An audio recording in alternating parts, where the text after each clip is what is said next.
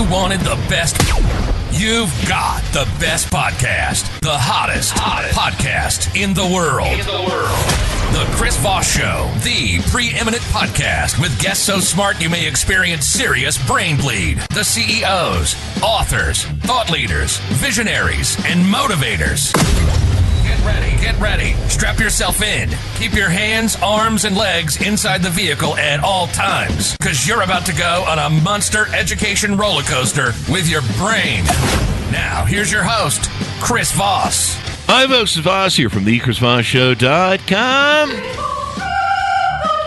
Ladies and gentlemen, there are these things that makes it official. Welcome to 16 years, 2,300 plus episodes of the Chris Voss Show. As always, we bring you the Chris Voss Show with all the smartest people, all the billionaires, the White House President's Advisors, the Pulitzer Prize winners, the professors, all the smart people who write these amazing books to tell you how to live your life better. And damn it, if you guys aren't living your life better, then don't make me stop the car and come back there. Be sure to watch episodes we have. Go back and just keep listening until you get it. So, because at this point, you should be like the smartest person on the planet if you listen to the Chris Voss Show. I don't know why I'm not, but I did play with a lot of lead paint chips when I was a kid. Opinions expressed by guests on the podcast are solely their own and do not necessarily reflect the opinions of the host or the Chris Voss Show. Some guests of the show may be advertising on the podcast, but it is not an endorsement or review of any kind. Anyway, guys, we have an amazing young lady on the show. We're talking about her new book. It is called, and I'm not kidding about the paint chips, her book is called The Force Continuum, How to Shift Your Mindset to Transform Your Life. Wendi Zimmer joins us on the show today. We're going to be talking to her about her insights and everything else. And I believe we should be addressing you as doctor. Is that correct? Yes, sir. Or you can just call me Wendi. It does not matter. All right, sounds good. Does this look infected to you? No, this is a doctor joke I always do. Wrong kind of doctor, Chris. Wrong. Yeah, all right, turn it. I'm screwed then. It is green and pussy, so I'm not sure what's going on there. Anyway, we'll get into it with her. We're going to find out her insights and everything else. She is a PhD, a best-selling author, expert in mindset development, professor at Texas A&M University, great ribs, and down there, and an education consultant. As an educator for 20 years, she's used her research and experience to help thousands of people take power over their mindsets and use easy to implement strategies to make this relatively abstract concept of mindset development actionable. Welcome to the show, Wendi. How are you? Thank you, Chris. I'm doing great. How are you? I am wonderful. It's glad to have you. Give us your .coms. Where can people find you on the interwebs? Perfect. So go to my website, wendizimmer.com, WENDI. My mother liked unique spellings. So just wendizimmer.com, and you can find out more about me and what I do. So give us an overview of what's inside your new book. Perfect. No, absolutely, Chris.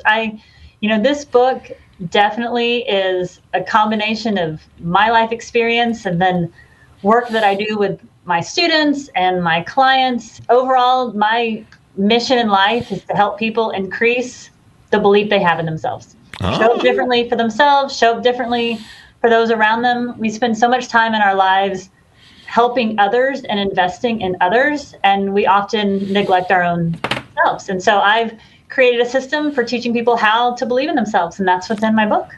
Do you find that it's a lot of people in society are suffering that? They don't really believe in themselves. They kind of have self-limiting concepts and belief systems? Yes, absolutely. Honestly, the latest data shows that 1 in 4 people worldwide have low mental well-being. And that stems from largely a lack of self-belief. Because too often we don't feel that we're good enough or smart enough or strong enough or pick a thing, right? And so when that happens, we think negatively about ourselves. And as we increase those negative thoughts, we start to believe them because the negative is easier to believe. So it's becoming a worldwide epidemic, and we've got to figure out a solution. Yeah, I mean, a lot of people have had issues. It kind of reminds me of that Stuart Smalley daily affirmations thing. You're good enough, smart enough, and doggone it, people like you. That's what I do. I stand in front of the mirror all day long and just Perfect. talk to Does it myself. work? I don't know. My therapist says it's going to be a while, and maybe a lobotomy is in my future, I think, or a straitjacket, one of the two. Yeah, they let me out of the straitjacket long enough to do the show every day, so that's kind of nice. It's nice. But obviously, you have some self-belief, Chris, or you would not be doing what you do. So maybe speaking up to your mirror every morning is doing more than you think. I don't know. It could just be rampant narcissism, though, too. Good. I think like people give a shit about anything I think about. I seem to have that issue.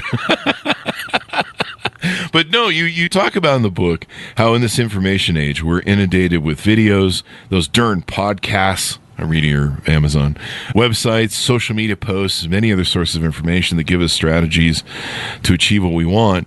And it's kind of information overload, a lot of the stuff that we get, right?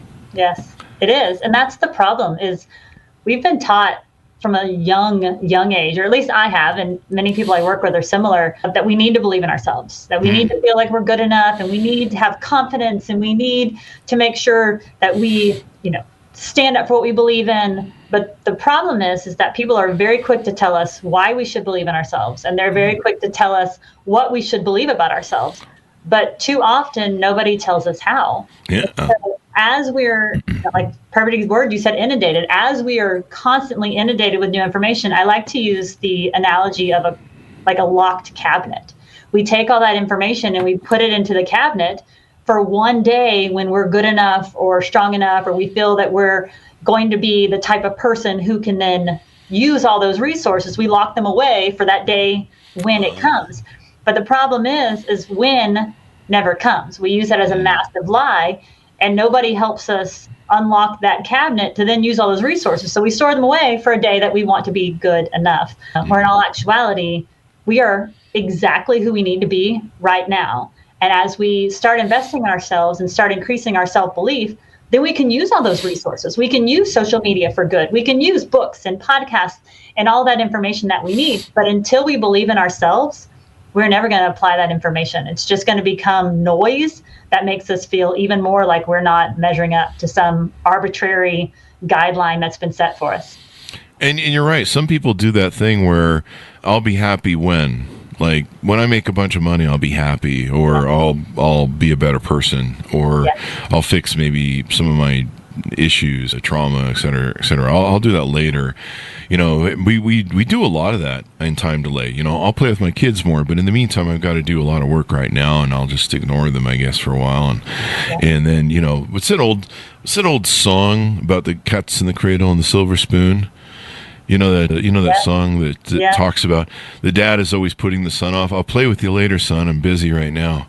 And then comes the time where the son's too busy for the father. And it's kind of how life works. Sometimes we spend a lot of time with our head down thinking we're doing something that makes progress, and maybe we're missing stuff. Do you get into your book? It sounds like some of this is a little bit of imposter syndrome. Like some people have that. It's really bad in their belief systems. Yes. I actually talk about imposter syndrome in my book. In fact, we've got to reframe what we think about imposter syndrome, because imposter syndrome is, again, another lie. Now, imposter syndrome is not a lie, but the whole belief behind it is a lie that we tell ourselves. Because in all actuality, you're only an imposter when you don't belong there. Yeah. But so often, we are not supposed to know everything right now. We're not supposed to have all the resources and all the support. Thank goodness. Let's be real for a second. Thank goodness. And so anytime that you're a student, you can't be an imposter.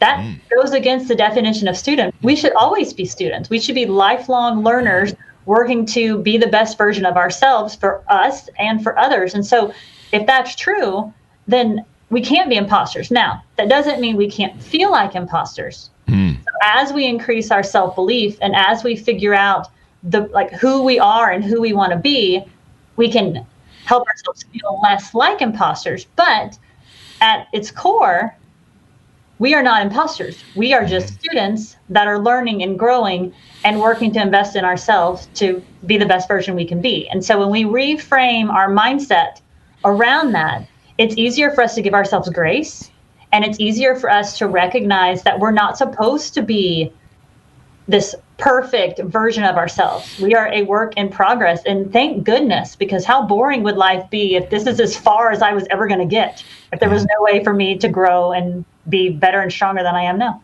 Yeah.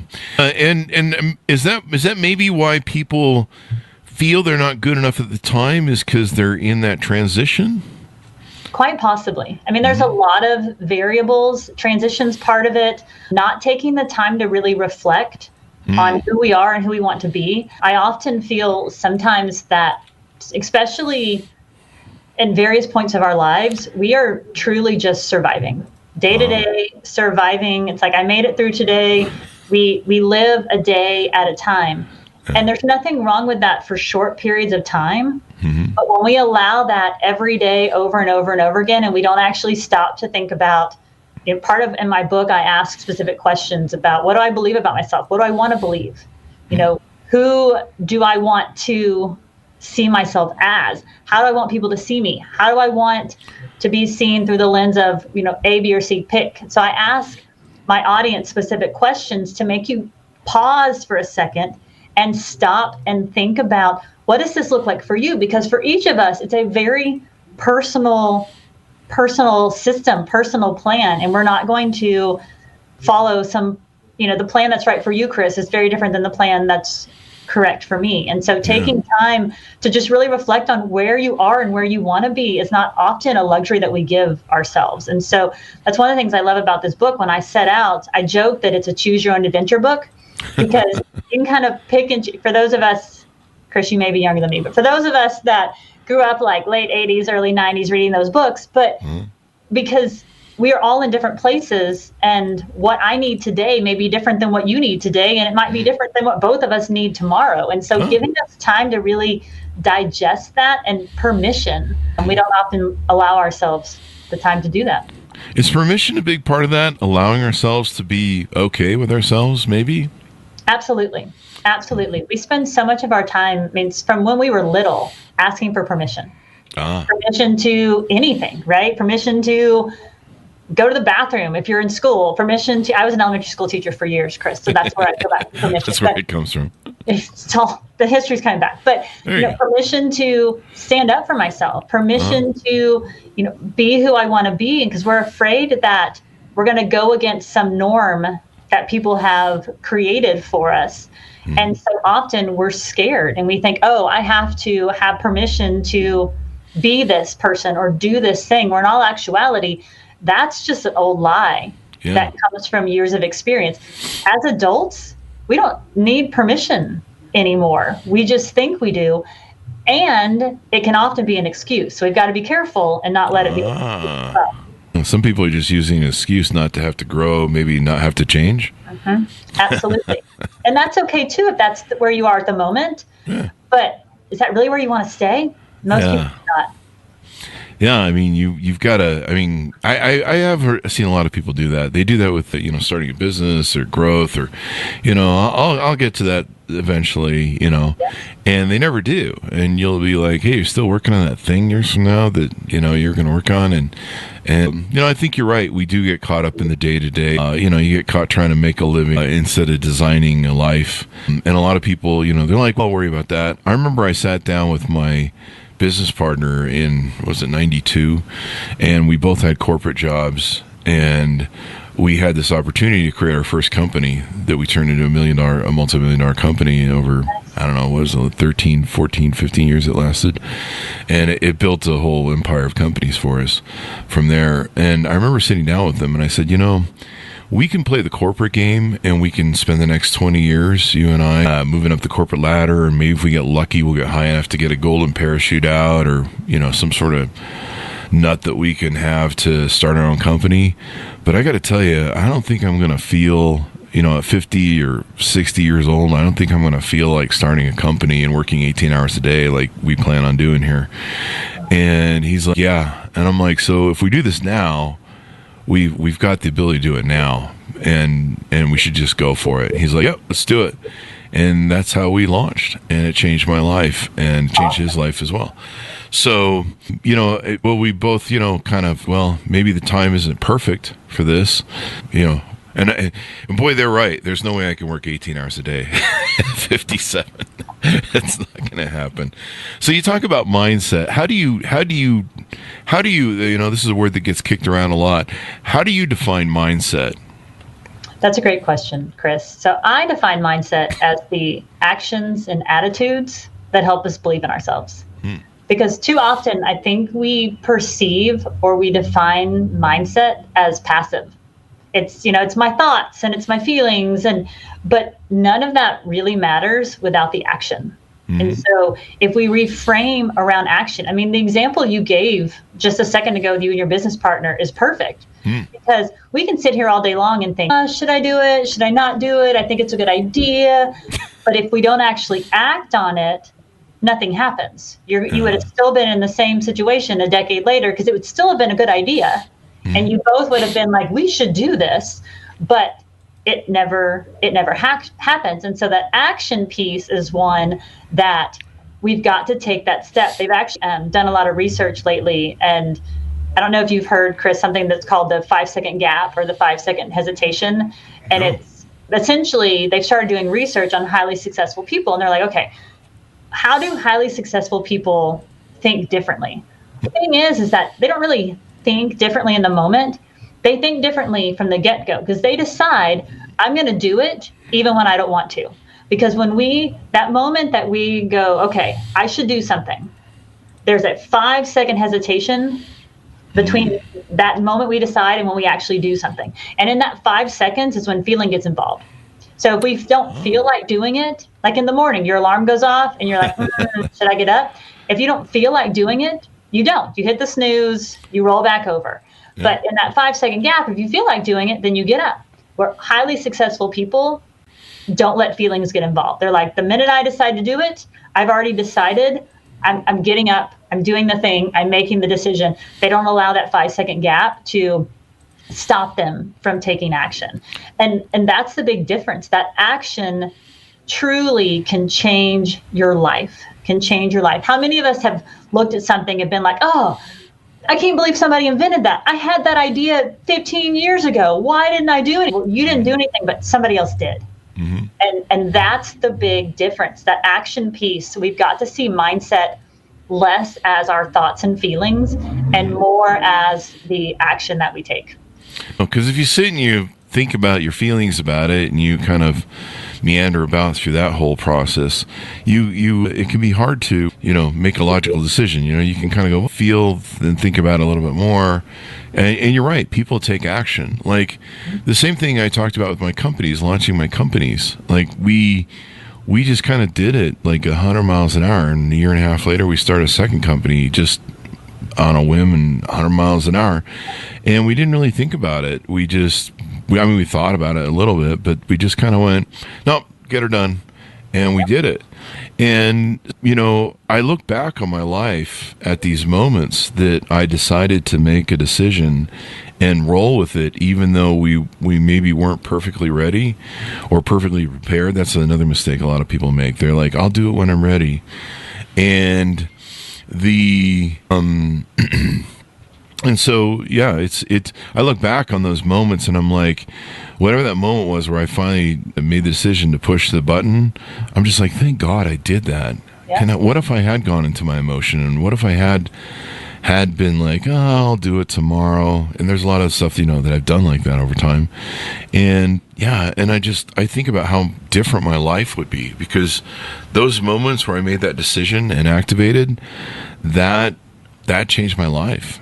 And, the difference that it made, et cetera, et cetera. And Chris, it's amazing because if you think about, you did exactly what so many people don't do, because they think, oh, well, I'm not ready. I don't have all the things I need. I don't have all the knowledge and all the skills, and you never will be. Mm-hmm. But you were ready and had everything you need to take that first step.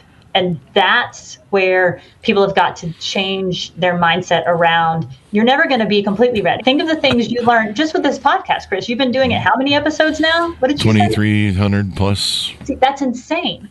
Day one, your first podcast probably looked nothing like this one today. Oh, no. But you're like, I have to take one step. And you learn along the way and you get better and you grow. Because had you known what it was going to look like this many episodes later, you probably would not have even gotten started, because it would have been too scary to even imagine.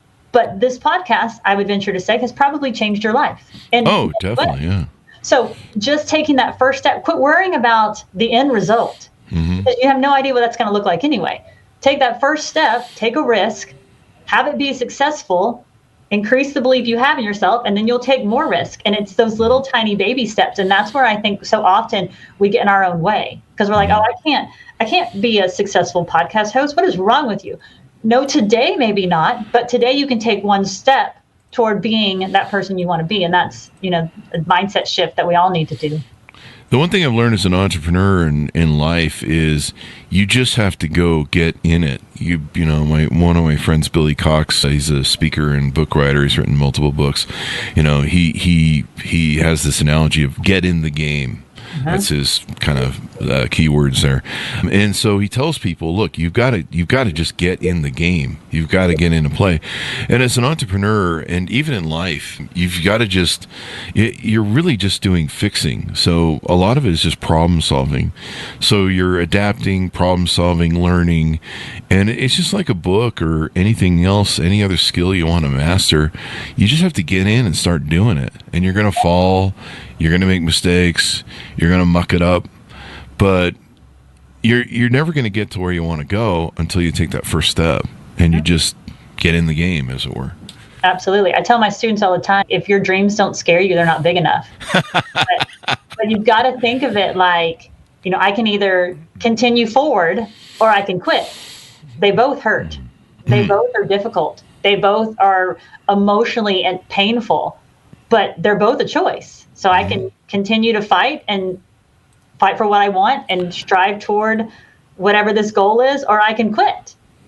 I have to decide what choice makes the most sense in my life, because they're both going to hurt. And so, yeah, those scary dreams, Chris, it's what we should all be trying to do every day. I have a lot of scary dreams, but it's after Taco Bell buffet night. Let's see. On mindset, what are some different ways that you have people apply mindset to what they're doing? Do you use vision boards? Do you et cetera, et cetera? And one of the things you also talk about is identity. I think that's really important, having an identity that you belong or that you deserve it. So that's a good question. So vision boards are part of it. Honestly, what I use most of the time is just a combination of strategies, because again, as I mentioned before, we're all very different. So there's no formula for this, which is also what makes belief and mindset so difficult. I can't be like, okay, Chris, you're going to do A and B because that's what works for you, and somebody else is going to do B and C. Like, it doesn't work that way. And so in my book, I list just dozens of strategies that people can start implementing quickly in their lives today, because things that might work for me may not work for you, and vice versa. And things that work for me today may not work for me tomorrow. But what I do know from all the people that I've worked with, but also my own life, is I don't have time to do a massive shift, to be like, okay, now I'm going to be a completely different person. And so finding different strategies, and maybe it's vision board, and maybe it's gratitude journal, or maybe it has nothing tangible to it. Maybe it's a different thinking. One of the strategies that I teach people is what I call the have to get to shift, because our brains pay attention to what we tell them to pay attention to. It's part of our RAS, our reticular activating system. And so if we're paying attention to more negative, our brains give us more negative. And we're paying attention to more positive, our brains give us more positive. So too often in our lives, we take normal day-to-day activities and we say, I have to go to the grocery store. I have to go to work tomorrow, where that makes it negative. Where if we say, I get to go to work tomorrow. How many people in this country are unemployed that would love to have a job? Yeah. Or I get to go grocery shopping. That means I have money. I have access to food. I have people in my life who I feed. So many different ways for us to frame our lives more positively, because in all actuality, that's a more actual, honest, truthful reflection of what's happening anyway. Because how unfortunate would it be if I no longer could afford groceries? There are many people in this world that can't. And so little strategies like that help shift our mindset, that take very little time, but we develop habits around. And so that is where my coaching and my teaching lie, around those little strategies that we can incorporate easily into our lives, that before you know it, become more natural. But they're literally training our brain to see life situations, and that includes us, differently. And then your question about identity kind of rolls into that as well, of the type of person that we want to be, because that's different for all of us. If I don't want to be a positive person, then that's on me. Now my book's going to give you reasons for why that's not so great for your brain. But my book also has strategies on identity, of figuring out who you want to be, how you want to be seen, how you want others to see you, but also recognizing that that's okay. We are so much more than these arbitrary roles that society has given us. And that's such a cliche thing to say of, oh, I don't want to conform to, but I do mean that of, like, I had to decide who I want to be, and that may change tomorrow. And so my book also gives strategies around identity of who am I, who do I want to be, and then what does that mean for me as a mom? What does that mean for me as a colleague? What does that mean for me as a sister? And not feeling like I have to be what I think other people expect of me. Yeah. It's okay for me to be who I want to be and not hide in the shadow of who I really am. And so that's a big piece of my book as well. Don't be who other people want you to be, because there's a whole world that will try and take advantage of you and use you. And so you want to be self-actualized. You definitely want to understand. Tell us about some of the service you offer. You mentioned some of your consulting, coaching, and stuff. You do speaking on your website. Tell us about some of the offerings you have there. Absolutely. So I do quite a bit of consulting. I love to go in and work with organizations or individuals and then talk about my book actually goes through 4 pillars. So there's mindset, there's identity, there's habits, and there's energy. And so it's the combination of all 4 of those, because we obviously can't work on every part of our life. You got to start small. But I go in and I do consulting with organizations and individuals and help them figure out exactly who they want to be and why, and how can they show up as the best version of themselves. And so there's obviously a personal aspect to that, but there's a professional aspect as well, because you start getting into, when I believe in myself and I show up differently, then my time management improves, then my conflict management improves. Then when I think about who I am as a leader, my leadership ability improves. And so there's so many aspects of just believing in yourself that not only help us, but help those around us. And then I love to come in and do keynote speeches or do workshops with groups and individuals, large groups, small groups, anything. Like I think I mentioned at the beginning, my goal, I've been on this great path to help increase my self-belief, because I used to not believe in myself. And I have overcome that to a large degree. I still work on it every day. We all have to. But I want to take what I've learned through my experience and my research, because I publish and I research on mindset and belief, so that other people don't have to go through what I've gone through. And so you can go to my website, wendyzimmer.com, and see different offerings and things there. You can also follow me on social media, because I spend a lot of time just trying to give tips and tricks and strategies that we can all implement on our daily lives, because like I said, it's a process. We can't just walk in tomorrow and be like, oh, I have a good mindset now, I never have to think about it again. So it's making it a daily life habit. And I'm just blessed to be able to help people every day. So give people a final pitch out. Tell them where they can find you on the .coms and all that good stuff.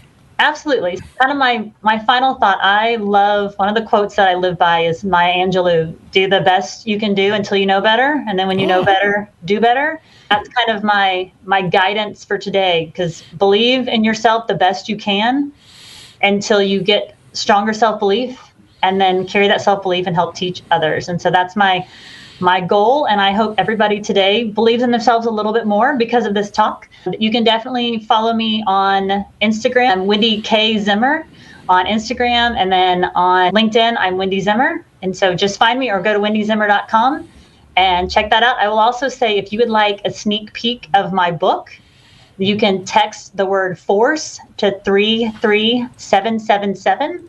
And you will get a sneak peek of my book and kind of see some of the strategies in there to see if the book is a good fit for you. Well, thank you very much for coming on the show. We really appreciate it, Wendi. Thank you, Chris. It's been a joy. I love it. Thank you. We've learned a lot in how to transform your mindset in your life. Order up the book, folks, wherever fine books are sold. The Force Continuum: How to Shift Your Mindset to Transform Your Life. And who doesn't want that? We all need to be better. I like that better saying. Be the best you can be. Anyway, guys, go to goodreads.com/Chris Voss, LinkedIn.com/Chris Voss, Chris Voss 1 on the TikTokity and all those crazy places on the internet. Be good to each other. Stay safe. We'll see you next time. And that should have us out.